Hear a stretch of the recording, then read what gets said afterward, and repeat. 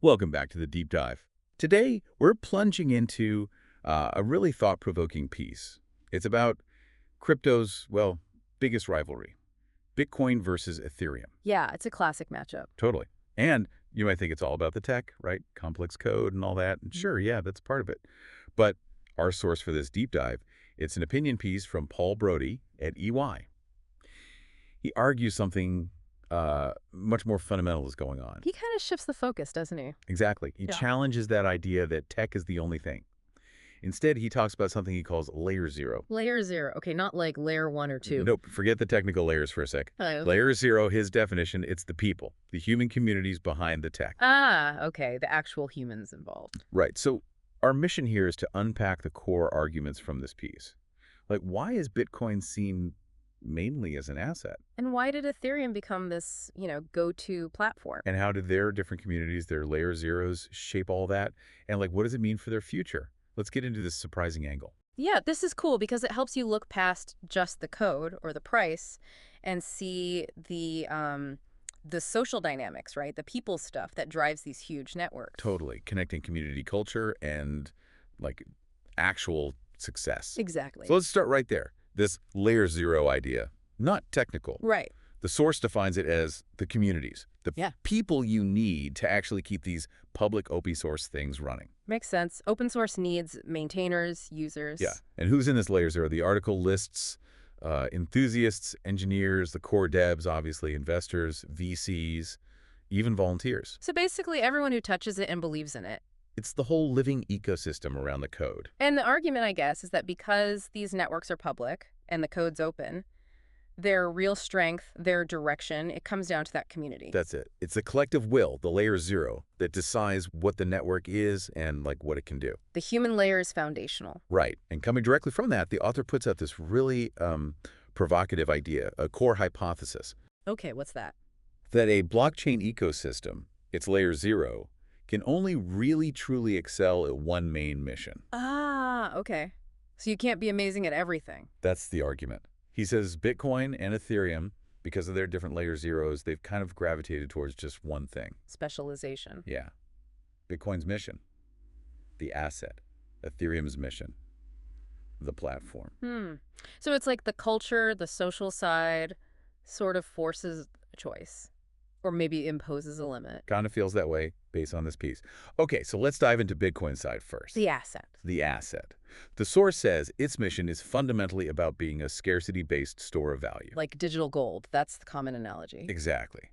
And the author makes a strong claim here. He says Bitcoin could potentially be better than fiat currency, and maybe even better than gold. Wow, okay. Why? Well, he points to that program scarcity, the fixed supply.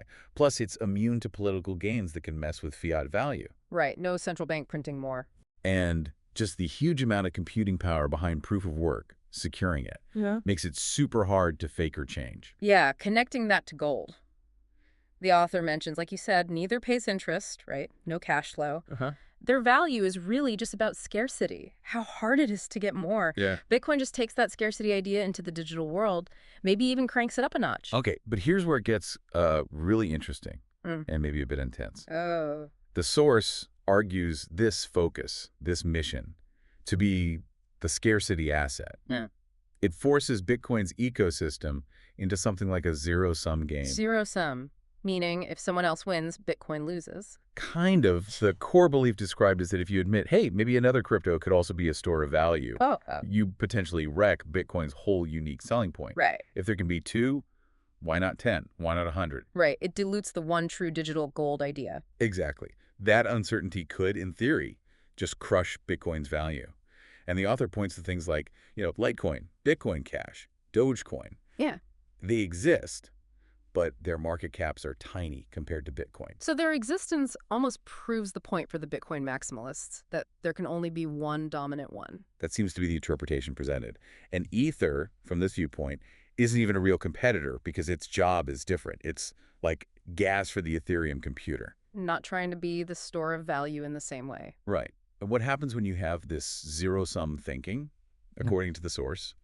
You get a uniquely aggressive approach to mindshare. Okay. The author actually calls it mimetic warfare. Mimetic warfare. Wow, like fighting with ideas and slogans online? Pretty much. You What? see it in the kind of stuff the community pushes. Warnings about the US dollar collapsing because of QE. Quantitative easing, yeah. Scary stuff about national debt, Yeah. inflation nightmares, and then these wild, super optimistic price predictions for Bitcoin. Right, the to the moon stuff. Yeah.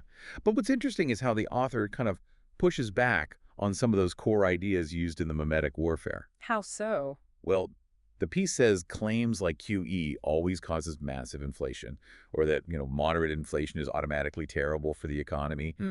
They don't really hold up if you look at basic economics. He even cites other material. Challenging the narrative's foundations. Yeah, and he mentions that old meme, a dollar used to buy a bag of groceries. Oh, yeah. I've seen that. He points out, well, yeah, but overall people are actually vastly better off now in many ways. But here's the author's key point about this whole dynamic. Yeah. In this mimetic war, the facts, Yeah. they don't always seem to be the main point. It's the story that matters. Exactly. The narrative is everything because you need that shared belief, that consensus to keep Bitcoin's value up as a store of value, especially for the long haul. That makes sense. It raises questions about how sustainable that is. I mean, gold's status, that goes back centuries, right? Like 650 BCE, the source mentioned. Yeah, ridiculously long time. So Bitcoin needs to keep this belief going for an exceedingly long time, as the author says, to really earn that same kind of status. That's a huge challenge. Huge. Okay, so let's shift gears. If Bitcoin's mission leads to this intense, zero-sum, narrative-driven asset focus, So, what about Ethereum, the platform. the platform? The source paints a really different picture. Its main mission, be the world computer. Right. The foundation for building apps, smart contracts, all that decentralized stuff. And this mission, the author argues, creates a totally different vibe. Not zero-sum, but Whatever some. exactly, a positive-sum game. Building new apps, extending what the network can do, finding new uses.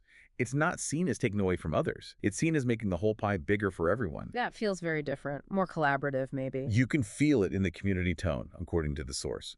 He contrasts places like, say, the Ethereum subreddit with the Bitcoin talk we just discussed. What's the focus there? Much more on, like, engineering problems, development updates, talking about launching new applications, new protocols. It's builder-focused. Gotcha. Less about price predictions, more about building. Seems that way. And the author gives some pretty solid evidence for Ethereum's dominance as that smart contract platform. Like what? Well, beyond just market cap compared to other smart contract chains, think about tokenized assets. Most stablecoins live on Ethereum, True, USDT, USDC. and most of the real-world asset tokenization stuff, that's happening mostly on Ethereum too. Okay. And then there are the layer 2s. The scaling solutions built on top. Yeah. The source says there are over 100 L2s on Ethereum. Yeah. That's like 20 times more network extensions than any other ecosystem, including Bitcoin and Solana. Wow. Okay. That's a pretty clear sign of platform dominance. Lots of building happening on Ethereum. Definitely. Now, the source is fair. It points out the lines aren't, perfectly sharp. How so? Well, there are definitely people in the Bitcoin world working hard on building application layers, developing Bitcoin L2s. Some are even looking at EVM compatibility, trying to tap into Ethereum's tools. Okay, so some Bitcoiners want platform features too. Yeah. And on the flip side, the author notes there's a pretty vocal group in Ethereum who want ETH, the asset, to be both the fuel for the world computer and a scarce store of value type asset. The ultrasound money narrative, pointing to things like EIP 1559. Exactly. That upgrade changed how ETH is issued and burns some ETH with transactions. Sometimes the total supply even goes down.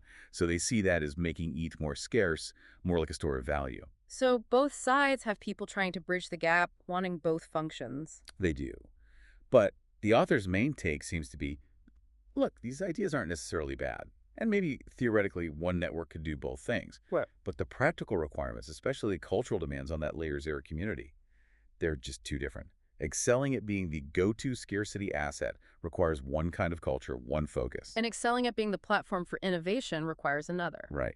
And the source argues it's just really, really hard for one community, one layer 0, to master both at the same time. That makes intuitive sense. Different goals might pull the community in opposite directions. He uses a good analogy from regular finance. Think about the US dollar. Okay. It's great as a means of exchange, right? Used to buy coffee, pay rent. But nobody expects it to be a great store of value over, like, decades because of inflation. It's designed to be spent. Right. It loses value over time by design, roughly speaking. And the source makes this important point.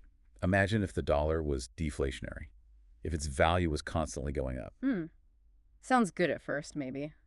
My money becomes worth more. But it would actually be terrible for the economy. Why?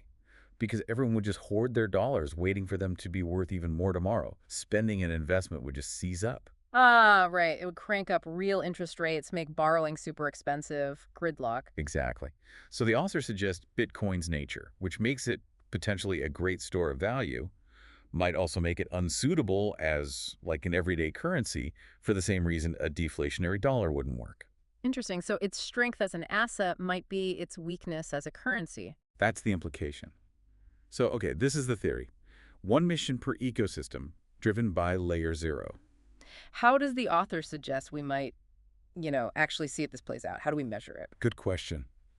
For Ethereum, the source suggests success would look like it continuing to grab the lion's share of new tokenization projects. So keeping that platform dominance for new assets and smart contracts. Exactly, keeping the main place where building happens. For Bitcoin, he suggests one indicator might be its price becoming more correlated with gold. Ah, okay. If it starts moving more like gold, that could mean the market really is treating it primarily as that digital store of value, alongside the traditional one. That's the idea presented. But the author's very clear this isn't something we'll know next week. No quick answers here. He says it'll probably take several more years of real-world experience to really see if this theory holds water or not.